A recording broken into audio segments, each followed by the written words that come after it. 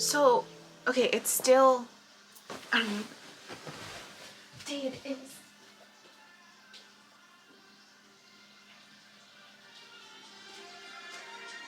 sorry, listening to the midnight. It's my favorite synthwave. I think it's called synthwave, I don't remember.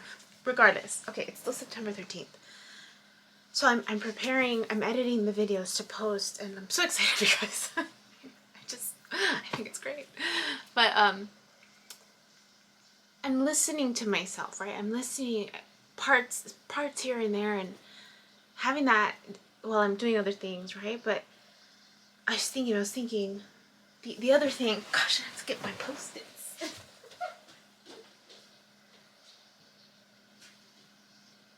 I was looking at how to better define a trigger. Aside from knowing that it's something that is needing our attention, right? It's a perspective that needs realignment within myself and towards others. Because I was just thinking of the examples that were coming up for my clients. So it's clearly my own realignment in terms of how I'm looking at the situation.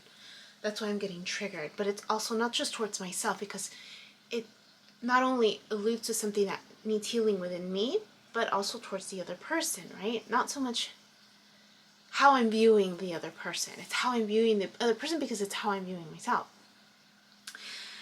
So I put that on a Post-it so I can keep redefining that.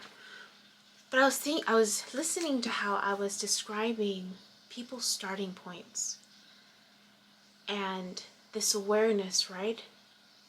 That we're all on different starting points.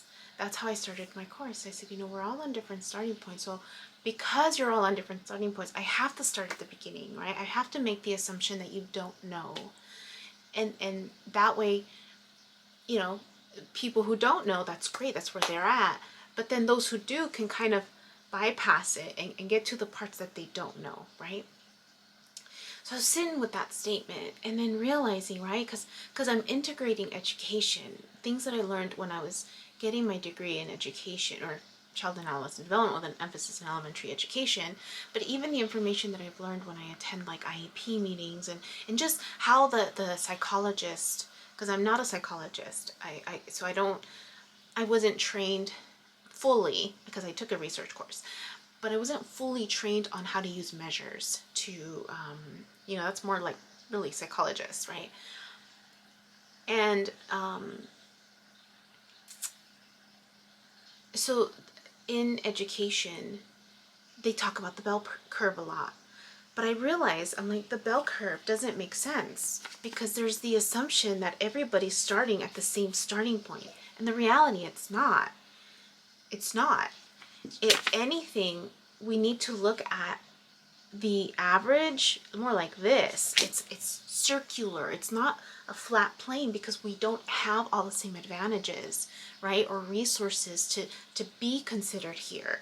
So we're looking at it in a different, we have to look at it in a different way, more of a oval perspective, and then kind of like shooting stars, right? Each of us are like shooting at different points. So it even could be like the person at the lowest could reach up to the highest, and the people here on the sides, just because they're higher doesn't mean that they're going to get it, right?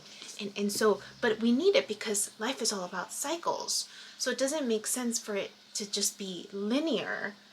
That's why the oval plane is and because we're needing the retraction to release, right, to keep us moving, we have to just be all at different starting points. It doesn't make sense, right?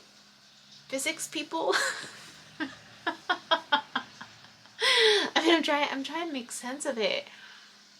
For me, it makes sense that life is cyclical. It's circular, so it can't be flat. We can't assess and call people that if they're out of the box that something's wrong with them. It doesn't make sense. This whole concept of wrong and right? Even this whole concept of me being the way, right? I'm the way for me and what my path looks like, versus the person, from my childhood, my acquaintance, who triggered me, right? She was aferrada, like it had to be her way. It's true. That's her way. That's her path, right? doesn't make it wrong. That's just what it is. What makes it unbalanced is when we start trying to impose our path onto someone else's path. That's off balance, because then I'm losing my focus on where I need to be, right? And what I'm needing to achieve for myself and my expansion.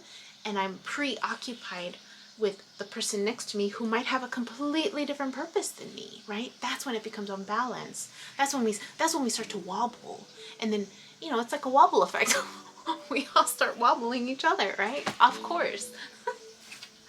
Oh my gosh, this is so cool.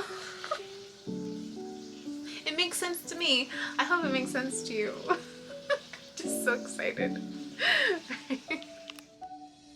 Hey you, my name is Yubi and I use she, they pronouns, and you've just finished watching a clip from my video diary entries where I'm documenting my healing journey as I learn how to navigate my spiritual awakening. I have learned that this experience and process is unique to each and every one of us in whatever way we are embracing living our truth. This just happens to be my journey. And despite me having a graduate degree and a license in clinical social work, this by no means is intended to replace any type of formal mental health advice. This is just me on a personal level, shedding light on the truth that I am learning and discovering for myself as these experiences unfold, and really inviting you along for the ride. Please know that there is a time gap between when these videos post and my real timeline, and also that these clips build upon each other similar to chapters in a book. So if you find yourself lost or confused, feel free to click on the playlist section or the link below, where you can jump around, check out the other chapters, and or catch up. Also, please know that you're more than welcome to check out my website, www.youbecominghealed.com, where I've gathered all of this information, my background, experience, and education to create online self-paced courses to help you on your healing journey wherever you are. You're also more than welcome to check out my other YouTube channel at You Becoming Healed, where I've entertained a podcast, including clips from these courses so that I can make this content accessible to more and more people.